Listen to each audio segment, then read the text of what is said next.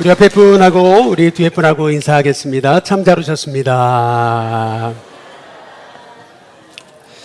예, 우리 한 번 더 인사하겠습니다. 예수님 바라봅시다. 예, 우리 한 번 더 인사하겠습니다. 예수님 생각합시다. 우리 같이 인사하겠습니다. 예, 잠깐 기도하겠습니다. 하나님 감사합니다. 사순절을 맞아 날 위해 죽으셨을 뿐만 아니라 부활하심으로 내게 생명 주신 예수님을 바라볼 수 있게 하시니 감사를 드립니다.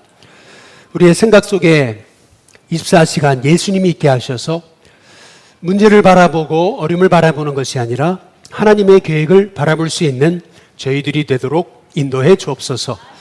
주님이 이끄시는 대로 가기 원합니다. 내 뜻 자꾸 앞세우지 않고 주님의 뜻이 무엇인지 찾아 그 음성에 순종하는 저희들이 되도록 인도해 주옵소서. 예수님의 이름으로 기도드리옵나이다. 아멘. 할렐루야. 예, 여러분 제가 평소에 안 하던 걸 했습니다. 예, 멋있나요? 예, 뭐 봐줄만 하시죠? 예, 본래 천주교를 조금 의미하는 것 같아서 제가 잘 안 합니다. 제가 한 12년 동안 처음 한 것 같습니다. 예, 주일 오전에. 그런데 이거의 뜻을 아십니까? 예, 제가 뜻을 알고 이번에 안식년을 마치면서 이걸 해야 되겠다. 예, 첫 예배로. 그래서 이걸 입었어요. 예, 샀습니다. 예, 없는데 샀어요. 예, 이게 로마 칼라라 그러잖아요. 그런데 실은 누가 그러더라고요. 개 목걸이라고. 예. 딱 개 목걸이를 딱 채우는 순간 주인이 끄는 대로 가야 되잖아요. 예, 이게 그런 뜻이랍니다. 예, 그러니까 이제 제 두 번째 이 목회는 주님이 끄시는 대로 가야 되겠다. 예, 여러분 그런 고백으로 제가 여기다가 이렇게 개목걸이를 찼습니다. 예, 여러분도 차야 되지 않겠어요? 예, 권사님도 차실 거죠? 예, 지금 웃기만 하시는데 예, 하나님이 이끄시는 대로 살아가시길 주님의 이름으로 축복합니다.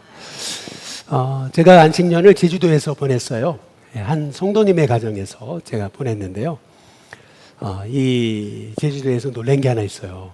예, 아주 조그만한 시골 마을이었는데 어떤 할머니가 쑥을 캐셨는지 소쿠리에 담으셔가지고 엉성하게 오시더라고요. 예. 할머니들 다 똑같으시구나. 제가 그랬거든요. 그런데 옆에 꽤 큰 트럭이 있었어요. 그런데 이 할머니가 트럭을 탁 타시더라고요. 운전석에. 백을 하시더니요. 뒤로 샥 가시는데 와, 제주도 할머니 다르구나. 그래서 제가 깨달았습니다. 나이는 숫자구나. 예. 그리고 두 번째는 그래도 제주도를 갔는데 평소에 안 가는 데를 한번 가보자. 그래서 우리 남한의 최남단 우리 마라도 바로 위에 있는 가파도를 갔습니다. 예, 그런데 마라도는 돈 갚지 마라라는 뜻이고요. 예, 가파도는 돈 갚아라라는 뜻이래잖아요. 예, 뭐 그런 한번 찾아보세요. 그런 얘기가 있더라고요. 그런데 가파도에 가가지고 어딜 갔을까요? 짜장면 집을 갔습니다. 그런데 짜장면 집에 가서 짬뽕을 시키려고 그러는데 주인분이 한국말을 못 알아들었습니다. 예, 왜일까요? 예, 그 가파도의 짜장면 집의 주인이 중국 분이셨습니다. 예, 야, 이 가파도의 짜장면집 주인이 중국 분이시구나. 제가 깨달은 건 뭐냐면 시대가 바뀌었다. 예, 너무 편협한 시각을 가지고 우리끼리는 안 되겠다. 마음을 넓혀야 되겠다. 이런 생각을 해보게 됐습니다. 그리고 마지막으로 제가 지난 주일날 어디 교회를 갔을까요? 예, 제주에 영락교회를 갔습니다. 9시 반 예배를 갔는데 꽤 사람 많으시더라고요. 그런데 교회 밖에서 어떤 노신사를 뵀어요. 넥타이를 하시고 양복을 하신 노신사를 뵀는데 눈이 딱 마주쳤습니다. 순간 야, 내가 뭘 해야 되지? 내가 여기 목사 아닌데 순간 뭘 해야 되지? 딱 당황스러웠는데 이분이 저를 먼저 보시더니 씨하고 웃으시더라고요. 그러시더니 인사를 하시더라고요. 교회 아니에요? 밖이에요? 밖이에요. 예. 그래서 제가 그때 들었던 생각이 있습니다. 그게 뭔지 아세요? 영락교회? 좋은 교회. 예. 그런 생각이 딱 들더라고요. 아, 그래. 저 어르신이 제주도 사람들, 낯선 사람한테 굉장히 불친절하다는데, 그런데 그분은 아니시더라고요. 딱 인사를 하시는데 갑자기 들었던 생각, 영락교회는 좋은 교회구나, 이런 생각을 했습니다. 저는 그때 깨달은 게 있어요. 그게 뭐냐면, 그래, 우리가 대단한 일을 해서 성도는 달라라고 하는 얘기를 듣는 게 아니라는 겁니다. 작은 표정 하나라도 낯선 분을 향해서 웃어드릴 때, 아니면 우리가 낯선 분을 통해서 고개를 숙여 인사할 때, 아, 그래, 성도는 달라라고 하는 그러한 칭찬 듣는 성도들이 되게 될 줄로 믿습니다. 한번 옆에 분 한번 보시면서 한번 웃어주시죠. 예, 그리고 한번 인사해 주시기 바라겠습니다. 예, 역시 집사님은 달라. 예, 그런 은혜가 있게 되시길 주님의 이름으로 축복합니다. 오늘은 사순절 5번째 주일입니다. 예수님 십자가를 이제 곧 지시거든요.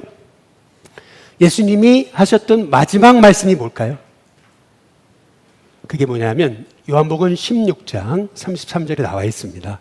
마지막 말씀, 그건 뭐냐면 따라해 보시죠. 담대하라. 예, 다르세오라고 하는 이 말은 용기를 가지라는 겁니다. 예. 지금 예수님은 약 9시간 후면은 십자가를 지십니다. 제자들은 다 흩어질 거고요. 다 떠날 겁니다. 그리고 선이 아니라 악이 승리하는 것처럼 보입니다.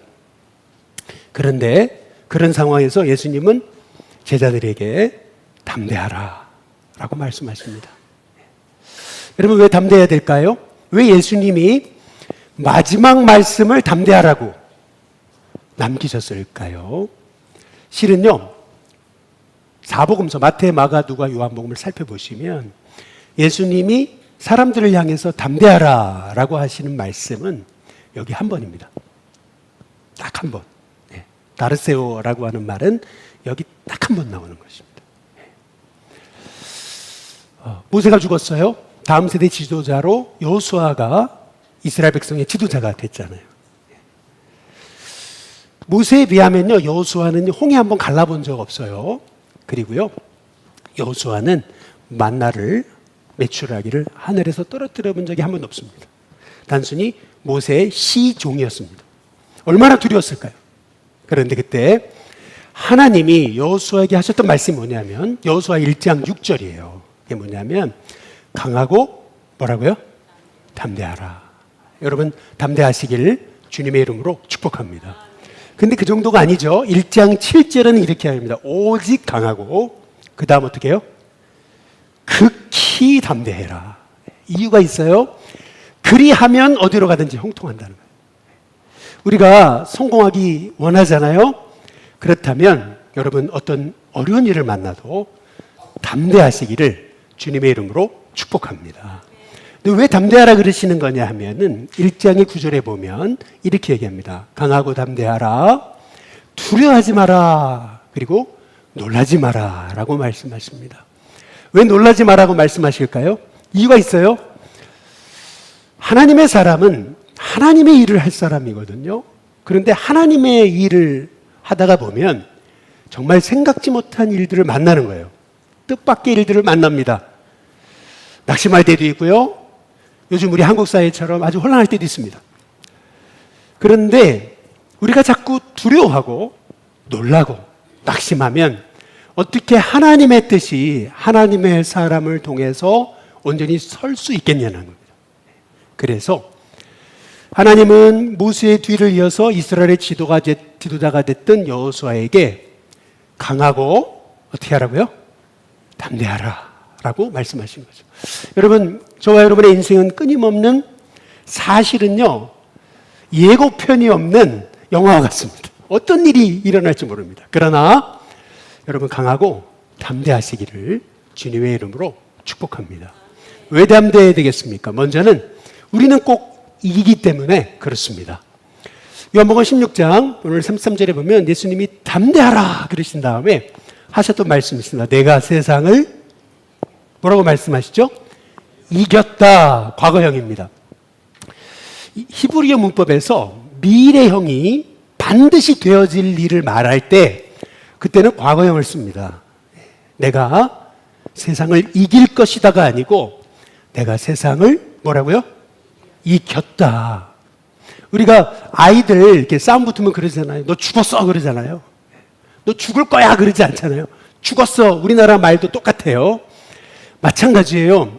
앞으로 벌어질 일 정말 불확실하지만 반드시 승리할 그러한 일에 대해서 우리 예수님은 내가 세상을 뭐죠?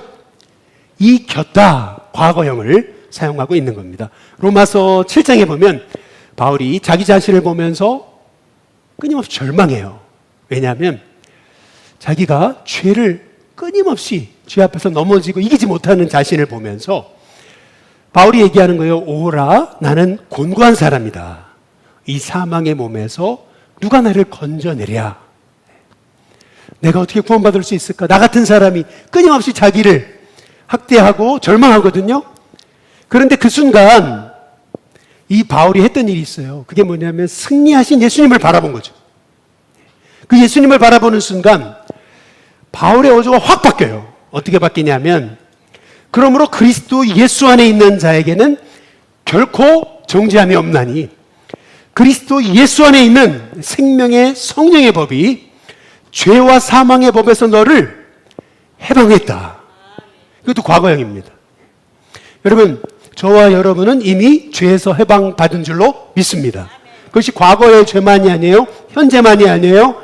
미래까지도. 우리는 죽음에서 해방받았어요. 과거만이 아니고 현재만이 아니고 미래까지도. 이게 예수님 말씀하신 내가 세상을 이겼다는 뜻입니다.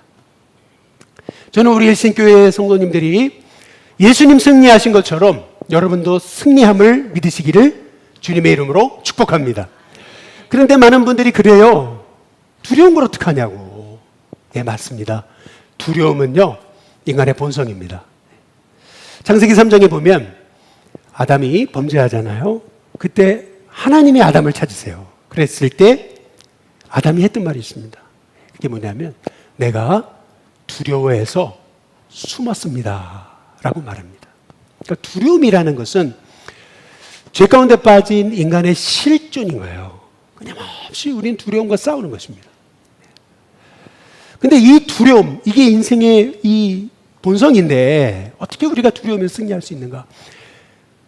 늘 두려움에 빠져서 늘 허적대는 게 우리인데 왜 예수님은 담대하라 그러시는가? 여러분, 두려움의 반대말은요, 믿음입니다. 실은요, 두려움에 집중하면요, 두려움에 사로잡힙니다. 절대 두려움에서 헤어날 수 없습니다. 그러나 우리가 예수님을 바라보면요, 어느 순간 두려움은 사라집니다. 그래서 이 두려움의 문제는요, 결국 시선의 문제인 거죠. 예수님이 십자가를 지시기 전 제자들에게 보여주시는 모습이 참 저에게는 감동이 된 게 있어요. 그게 뭐냐면 제자들 다 예수님 부인하고 배신하잖아요. 그리고 베드로는요, 3번이나 부인하지 않겠습니다 그래 놓고 아니 너무나 쉽게 무너져요. 그런데 예수님은 베드로 포기 안 하세요. 포기 안 하는 정도가 아니고요, 끝까지 믿어주시거든요. 어느 정도냐면은 요한복음 21장에 보면 베드로가요, 부활의 주님을 3번 이미 만났거든요. 그런데도 나는 물고기나 잡으러 가야 되겠다, 제자들을 선동질을 합니다. 베드로가 물고기 잡으러 가겠다 그랬더니요, 제자들 6명이 쫓아갑니다. 우르르 쫓아가는 거예요. 예수님은 베드로를 만나서 야, 너 또 선동질이냐? 그러지 않으셨습니다. 예수님 뭐라 하셨냐면요, 내가 날 사랑하느냐? 내 양을 먹여라. 3번이나. 이것이 의미하는 것은 뭐냐면 예수님은 베드로를 포기하신 정도가 아니고 끝까지 믿으셨다는 거예요. 아니 어떻게 예수님은 끝까지 제자들을 믿을 수 있었을까? 그 이유가 있는 거예요. 그 이유는요, 예수님이 세상을 이기신 것처럼 제자들도 이길 것을 예수님은 확신한 거죠. 그 확신이 결국 제자들을 끝까지 신뢰할 수 있었다라는 얘기입니다. 여러분, 저와 여러분이 오늘 여기 있는 거 실은 우리가 잘나서가 아닙니다. 그분이 나를 믿어주셨기 때문에. 그렇죠? 그분이 날 이렇게 믿어주셨기 때문에 제가 오늘 여기 있는 건데요. 하물며 우리가 그분을 믿어야 되지 않겠어요? 또한 내 주변에 낙심하고 상처받은 사람 끝까지 믿어줘야 되지 않겠어요? 얼마 전에 어떤 분을 만났는데 그렇게 얘기하더라고요. 몸이 완전 만시창이 됐다고. 못 일어날 것 같다고. 회복되지 못할 것 같다고. 제가 그랬어요. 하나님 고치실 거라고. 하나님 하신다고. 부르셨으니까 하나님 쓰실 거라고. 근데 빈말이 아니었습니다. 근데 그분의 눈빛이 살아나는 걸 봤어요. 제가 깨달은 게 있어요. 그게 뭐냐면, 그래. 우리가 할 일, 그것은 뭐냐면, 주님이 날 믿어주신 것처럼 나도 누군가를 끝까지 믿어줘야 되겠다. 저와 여러분이요, 결국 두려움을 이기는 길은 다른 게 없어요. 믿음이에요. 그분을 바라보는 거죠. 이어령 선생님의 의무는 지성을 낳고 믿음은 영성을 낳는다라는 책이 있어요. 근데 그 책에 보면 독수리에 대해서 얘기를 하는데, 여러분 독수리가 왜 새 중에 왕인 줄 아세요? 그 이유가 있다는 거예요. 그게 뭐냐면 독수리는요, 새들 중에 유일하게 태양을 정면으로 바라볼 수 있는 새라고 합니다. 우리는요, 태양을 정면으로 바라보면요, 눈이 잘못될 수 있습니다. 또 흰 눈밭인데 태양 광선에 반사되는 그 광선을 그대로 우리가 눈으로 계속 쳐다보게 되면 잘못하면 망막이 타들어갈 수 있습니다. 그런데 독수리는 아니라는 거예요. 독수리는요, 그 흰 이 눈밭에 태양 광선을 그대로 쳐다볼 수 있다. 태양을 정면으로 바라볼 수 있는 새, 유일한 새. 여러분, 그게 독수리랍니다. 그래서 독수리는요, 가장 높이 날 수 있는 거고요. 가장 태양을 향해서 비상할 수 있다는 거예요. 결국 그 이유가 어딨냐? 그의 시선에 있다는 거예요. 눈에 있다는 거죠. 강한 동물의 특징이 있다는 거예요. 강한 동물은요, 여러분 사자 한번 잘 생각해 보세요. 눈이 어디 있습니까? 앞에 있습니다. 목적지, 여러분 먹잇감을 딱 쳐다봐야 되거든요. 강한 동물은요, 눈이 앞에 있대요. 그런데 약한 동물, 여러분 사슴, 약한 동물은요, 눈이 옆에 있답니다. 예. 여러분 그러면은 독수리는 눈이 어디 있을까요? 옆에 있습니다. 연약한 눈을 가진 새에 불과한 거죠. 그런데 그럼에도 불구하고 하늘을 가장 높이 날 수 있는 이유가 어딨나? 태양을 정면으로 볼 수 있기 때문에. 여러분 이게 사실은요, 성경은 우리를 독수리에 비유하고 있습니다. 독수리의 날개침 같이 올라갈 것이다. 그러니까 우리는 독수리처럼 살아야 된다는 거거든요. 그러니까 독수리처럼 성도가 산다는 말의 의미는 뭐냐 하면은 문제를 보는 게 아니에요. 승리하신 예수님을 바라보는 거죠. 그래서 여러분 사순절은 어떤 기간이냐면요, 24시간 여러분의 시선이 예수님께 있는 것입니다. 끊임없이 그분을 바라보는 거예요. 문제와 연약함과 질병과 또 어려움을 바라보는 게 아니고 예수님을 보는 거예요. 그럴 때 여러분 저와 여러분에게 두려움은 사라지고 그분이 주시는 믿음이 우리 안에 흘러넘치게 될 줄로 믿습니다. 서커스를 보면은요, 공연을 하잖아요. 그런데 링에 불을 붙이잖아요. 그리고 사자를 통과하게 합니다. 우리는 그렇게 생각하잖아요. 서커스니까. 그리고 야, 지도키도 훈련시켰나 보다. 역시 동물은 훈련으로 되고 다 모든 게 훈련으로 안 되는 게 없지, 이렇게 생각합니다. 그런데 동물학자들의 말에 따르면은요, 이 털 달린 짐승이요, 불구덩이로 뛰어드는 것은요, 이게 불가능한 거라는 거예요. 왜냐하면 여러분 털에 불이 붙어봐요. 그러면 끌 방법이 없어요. 그래서 본능적으로 털을 가진 짐승은요, 불길 가운데 뛰어드는 것이 불가능하다는 거죠. 그런데 어떻게 사자, 호랑이 같은 존재가 불붙은 링, 그 불항, 그 복판을 뛰어들 수 있는가? 훈련이요? 아니에요. 어디에 있는 거냐면요, 이 사자는요, 그 불구덩이로 뛰어들기 전에 그 주인, 사육사의 눈을 본다는 거죠. 딱 눈을 보는 순간 사육사도 눈으로 얘기하는 거예요. 할 수 있다고. 나만 믿으라고. 그때 사자는 불 속으로 뛰어드는 거라는 거죠. 저는 여기서 깨달은 게 있어요. 그게 뭐냐면은 두려움이라는 본성, 이 두려움이라는 본능, 이거를 이기는 힘이 어디 있을까? 그것은 그분과의 신뢰관계에 있다는 거예요. 그분을 신뢰하기 때문에. 그래서 불구덩이로 뛰어들 수 있는 거죠. 여러분, 두려움을 이기는 힘이 어디 있는가? 결국 승리하신 예수님을 우리가 끊임없이 바라볼 때, 내 인생을 붙들고 계시는 그 하나님의 손을 우리가 끊임없이 바라볼 때, 여러분, 두려움을 이기고 저와 여러분이 승리하는 하나님의 종들이 되게 될 줄로 믿습니다.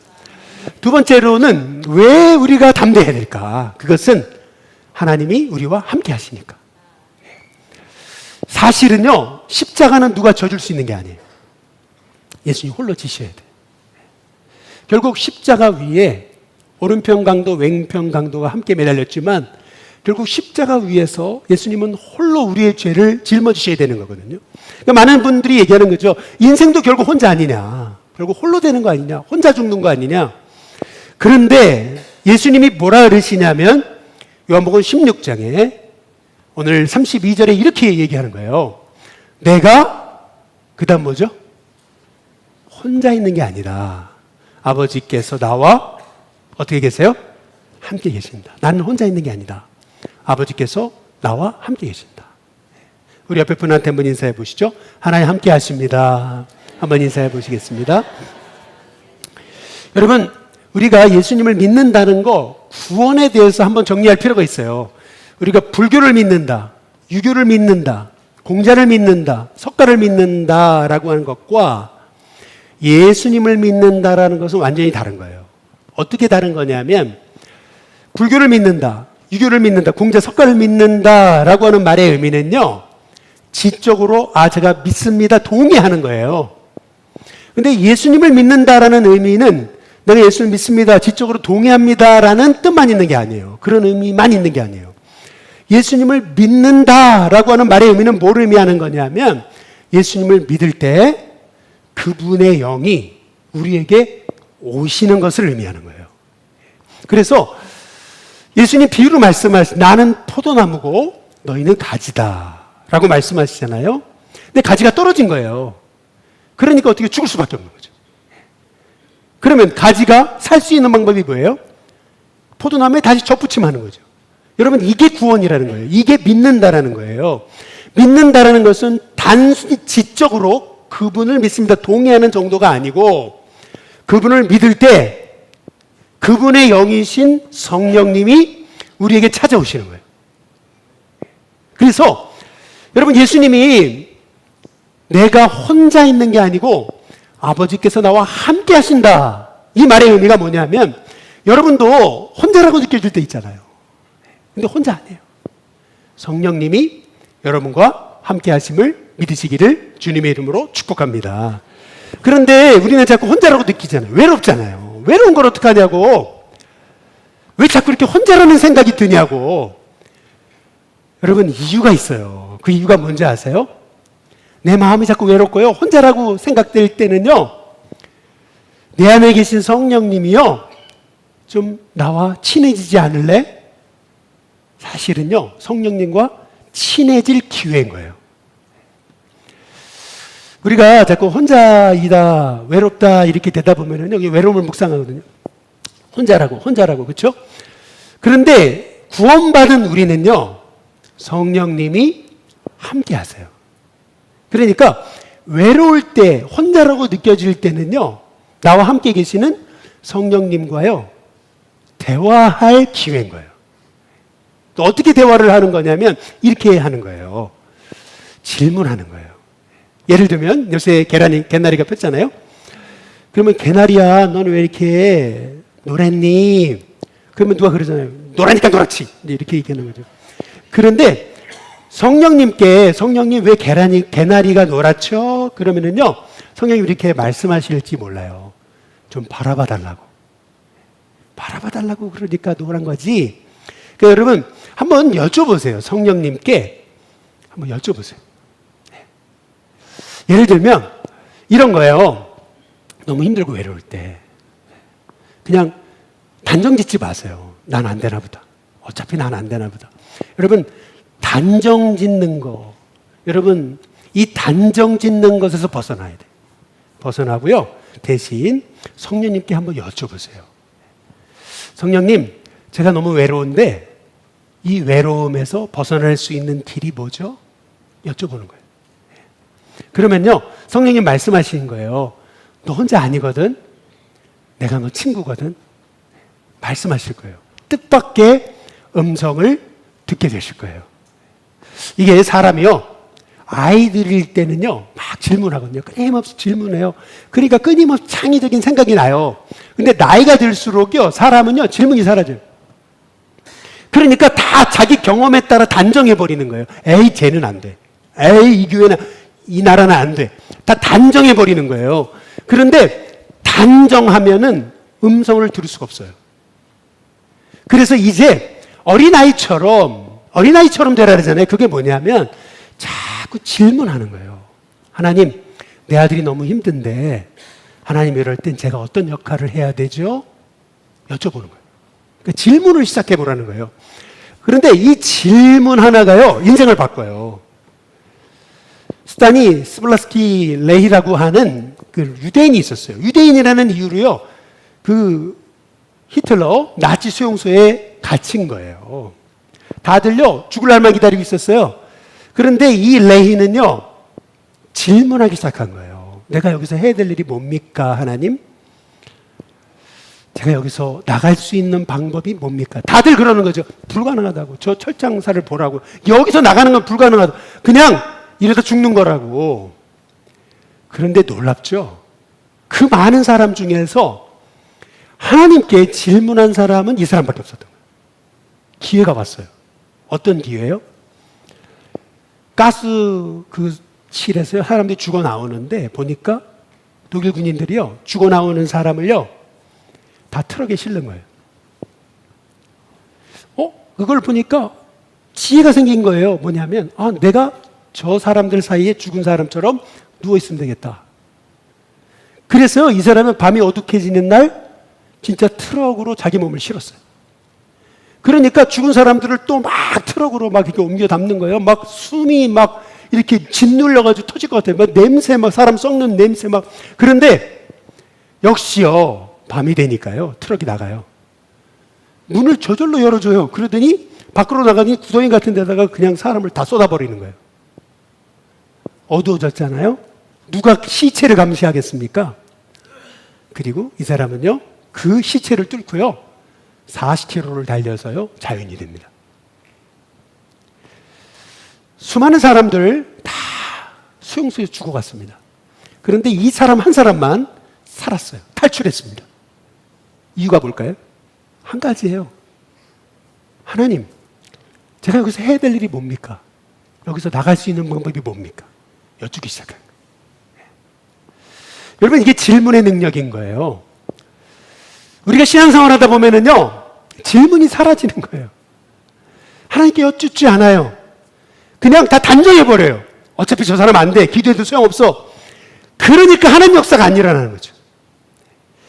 여러분, 아브라함이 하나님의 복을 받았잖아요. 그런데 아브라함이 하나님의 복을 받은 비결이 뭔지 아십니까?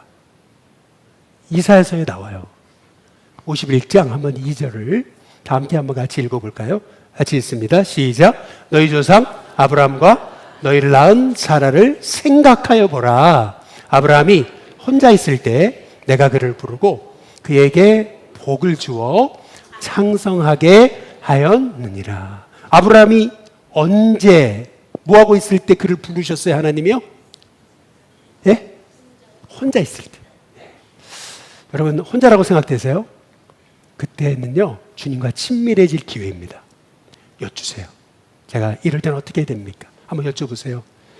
그분이 말씀하시는 것을 듣고요, 여러분 안에 정말 두려움을 이기는 하나님의 지혜를 허락해 주실 줄로 믿습니다. 마지막 세 번째로, 왜 우리가 담대해야 되겠는가? 여러분, 그 이유가 있어요. 그것은요, 여러분, 환난은 끝이 아니기 때문에 그래요. 우리는 이 환난을 당하면 끝이라고 생각하거든요. 제자들이 왜 예수님 십자가에 못 박히실 때 다 도망갔을까요? 이유가 있어요. 이제 끝났다라고 생각했으니까 그런 거예요. 끝났다. 그러니까 다 흩어지고 만 거예요. 그런데 여러분, 십자가가 끝이었습니까? 아니에요. 예. 여러분, 십자가 뒤에 아무도 알지 못했던 부활이라는 기적이 있었어요. 마찬가지예요. 우리가 이 환난을 집중하게 되면 그게 끝이라고 생각하는 거예요. 그래서 믿는 사람들도요, 사실 믿는 사람들이 주의해야 될 게 뭐냐면요, 열심히 섬겼는데 어려움이 오는 거예요. 뜻하지 않은 어려움이 오니까 너무 당황하는 거예요, 사실은요. 내가 이러려고 믿었나? 하나님 살아계시는 거 맞나? 아니, 안 믿는 사람 저렇게 안 믿고도 잘 사는데 왜 나는 이 어려움이 오는가? 여러분, 사실 혼돈이 오는 거거든요. 혼란해지는 거예요. 그래서 예수님이요, 오늘 요한복음 16장 33절에서 이렇게 얘기하시는 거예요. 우리 다 함께 같이 한번 읽어보겠습니다. 같이 읽습니다. 시작. 이것을 너에게 이르는 것은 너희로 내 안에서 평안을 누리게 하려 함이라. 세상에서는 너희가 환난을 당하나 담대하라. 내가 세상을 이기었노라. 그러니까 내가 이 말을 하는데 내 안에서 평안을 누리게 하려고. 근데 예수님 뭐라 그러세요? 세상에서는 너희가 환난을 당하나. 여러분, 믿어도 환난이 있습니다. 그런데 여러분 기억하십시오. 환난이 끝이 아닙니다. 실은요, 십자가가 있어야 부활이 있는 겁니다. 환난이 있었기 때문에 제자들이요, 기도하기 시작했고, 그들이 엎드리기 시작했고, 하나님만 의지하기 시작했고, 그래서 위대한 초대교회가 된 겁니다. 환난이 없었더라면 제자들은 서로 누가 크냐 늘 자기 자리만 찾았을 겁니다. 그러나 환난이 있었기 때문에 제자들은 엎드렸습니다. 그리고 기도하기 시작했습니다. 그리고 위대한 주님의 교회가 됐습니다. 여러분, 십자가가 끝이 아닙니다. 부활이 있습니다. 고난이 끝이 아닙니다. 나도 알지 못하는 하나님의 계획이 있어요. 그래서요, 이사야서를 보시면은 전반부는 1장부터 39장까지는 끊임없이 심판을 얘기했어요. 그리고 40장부터 66장까지는 소망을 얘기하시거든요. 근데 40장, 그 40장 31절 맨 마지막 절에 보면 이렇게 얘기하세요. 오직 여호와를 앙망하는 자. 이사야서 40장 31절에 새 힘을 얻는다. 그러면서 41장 10절에 보면 두려워하지 마라. 내가 너와 함께한다. 놀라지 말라. 나는 너의 하나님이 된다. 내가 너를 도와주겠다. 내가 너를 굳세게 하겠다. 나의 의로운 오른손으로 너를 붙들겠다. 하나님 붙드시는데 그만 두려워하라는 거예요. 내가 붙들고 있는데 말이죠. 그래서 한 번 더 반복하세요. 이사야서 43장 1절에 보니까 너를 창조하신 여호와께서 이제 말씀하시니라. 너를 조성하신 여호와께서 말씀하시느니라. 두려워하지 말라. 내가 너를 구속하였고 내가 너를 지명하여 너의 이름을 부르며 너를 불렀나니 너는 내 것이다. 그 무슨 말이냐면, 여러분, 우리의 삶 속에 끊임없는 어려움이 있잖아요. 우리는 어려움에 집중해요. 근데 하나님 아니라는 거예요. 널 향해 계획이 있다는 거예요.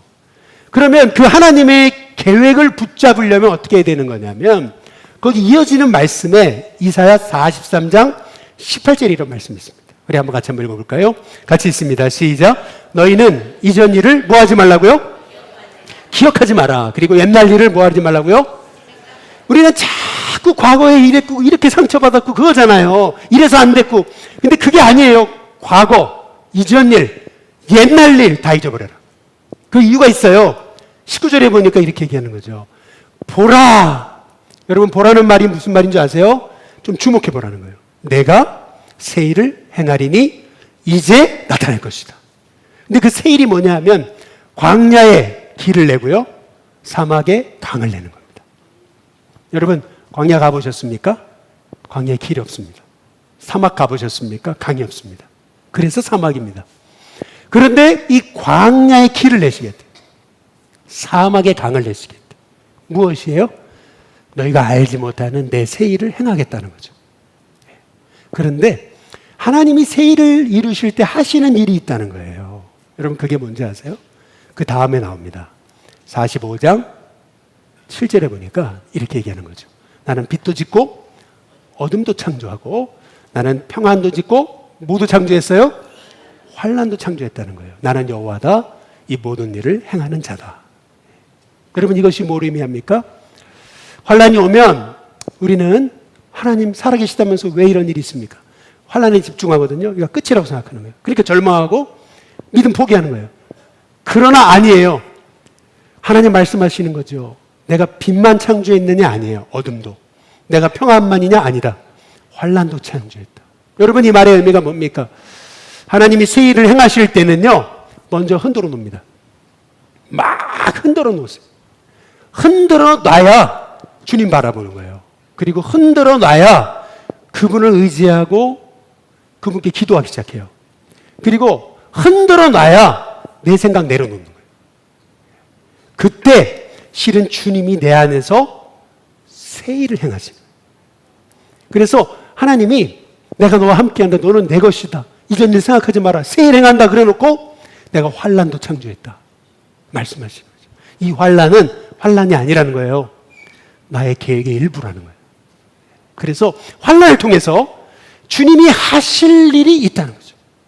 왜 십자가예요? 십자가가 있어야 부활이 있는 겁니다.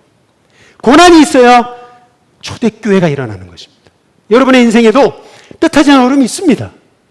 그러나 그 어려움은 끝이 아닙니다. 하나님의 계획이 있음을 믿으시기를 주님의 이름으로 축복합니다. 그래서 믿음이란 그분을 바라보는 거예요. 믿음이란 그분을 신뢰하는 거죠. 그때 두려움이 사라지는 거예요. 본성도 뛰어넘을 수 있어요. 여러분 65세 할아버지가요 은퇴를 했는데 연금이 쥐꼬리입니다. 야, 내가 이거 어떻게 사나? 그래서 이분이 통닭집을 시작했습니다. 원래 워낙에 통닭을 좋아해가지고 자기만의 레시피가 있었는데요.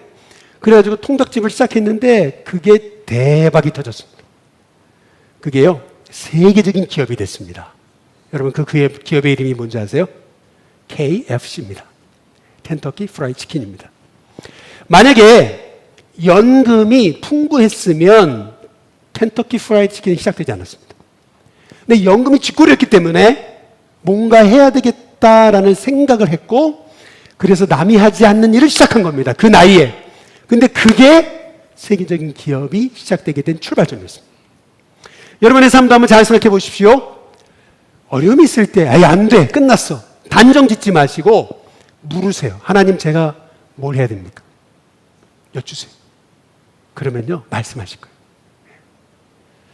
제가 안신년을 끝내기 전날 밤 제가 있던 숙소에서요 밤에 밖을 나갔어요. 조그마한 해변가에 사람 없어요. 그런데 낮에는요 물이 이 육지까지 다 이렇게 차 있었는데요 밤에 가보니까요 100m 이상 물이 빠졌더라고요. 쫙 물이 빠져가지고 모래고 뭐 이렇게 바위고 다 드러나 있더라고요. 뭐 해초류면 뭐 다 있더라고요. 그래서 홀로 제가 거기를 걸어봤습니다. 100m 앞으로 바다 앞에까지 걸어가 봤어요. 그때 제가 너무나 큰 은혜를 받았어요. 그게 뭐냐면 물이 빠진 줄 알았어요. 다 떠난 줄 알았어요. 물고기도 사라진 줄 알았어요. 그런데요 다시 물이 밀려오더라고요. 쫙 하면서요 물이 저 앞으로 계속 오더라고요. 다시 물이 밀려오는 걸 느꼈어요. 그래 맞아. 그래 물이 빠지는 것 같아도 다시 물은 밀려오는 거지. 여러분 하나님의 계획이 있습니다. 환난이 끝이 아닙니다. 다시 하나님이 여러분의 삶에 하나님의 일을 시작하시는 줄로 믿습니다. 아빠와 아들이요 같이 해변을 걷고 있었어요. 아버지의 발은 당연히 2개는 커요. 근데 아이는 어린아이니까 조그매요. 4개의 발자국이 갑자기 큰 발자국만 남았어요. 2개만 남았습니다. 왜일까요? 아들이 힘들 때는요 손잡고 가셨어요. 아빠가. 근데요 아들이 넘어지니까요 아빠는 끌어안았어요. 여러분이 힘들고 어려울 때 하나님 손잡으십니다. 근데 여러분 넘어지죠? 그분이 업으십니다. 그분을 바라보십시오. 그리고 맡기고 기도하십시오. 여쭈십시오. 단정 짓지 마십시오. 그냥 하나님, 제가 어떻게 하면 좋겠습니까? 지혜를 달라고 구하십시오. 그리고요, 환난이 끝이라고 생각하지 마십시오. 십자가가 끝이 아니었습니다. 그렇지 않으면 기독교는 없습니다. 여러분, 십자가 뒤에는 부활이 있습니다.